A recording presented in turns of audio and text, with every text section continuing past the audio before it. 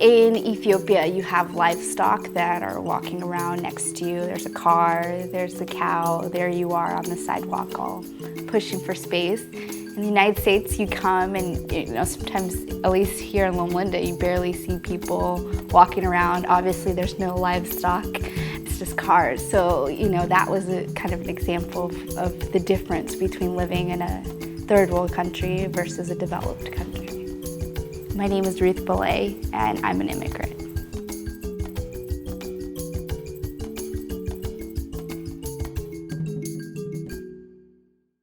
So the transition over to America for my family was a bit of a rough one. When my mother had me, my father was in Czechoslovakia, specializing in ophthalmology. He was sent there because he worked for the Air Force as a physician in Ethiopia, and so that political regime had sent him off to get specialized. But while my mother and my sister were in Ethiopia and I was born, there was a big shift in the government, and it was unsafe for my father to come back, and also turned out to be unsafe for us to stay.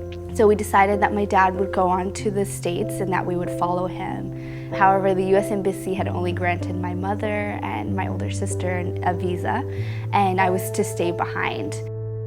Soon before my mom and sister left, we came across a lady in the church that was also planning on coming to the States, and so she took me on as her daughter and brought me to the States all together, and that's where we were reunited with my dad. This photo was taken in the San Francisco airport when we first came from Ethiopia. This particular photo is really special to me because this is the first time I met my dad. As you can see, I'm holding my mom's dress here, and my dad's trying to get to know me, but I'm not really having it. He also brought me a balloon to try to sway me towards him, but it didn't work. So we went back to Ethiopia for the first time in like 16 years back in 2009. It was a big change because we had been acclimated to the American culture at this point. And also we had a lot of family members that we hadn't seen in a long time. Personally, for me, it was a big shock. There was things that we take for granted here in the States that are very difficult for people in Ethiopia to attain, whether that be their food, their shelter, their water, electricity, and healthcare as well.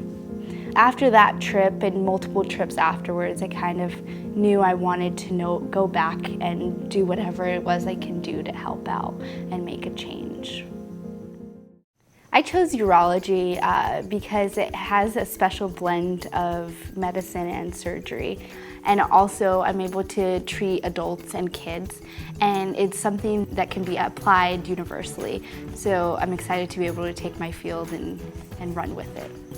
So the dream is that I become a great urologist and get the best training I can here in the States, and that I can go abroad and implement that training, particularly in Ethiopia, whether it be to Addis Ababa, the capital city, and join a clinic or start a clinic, or go into the rural areas and see what it is that I can do to provide them care.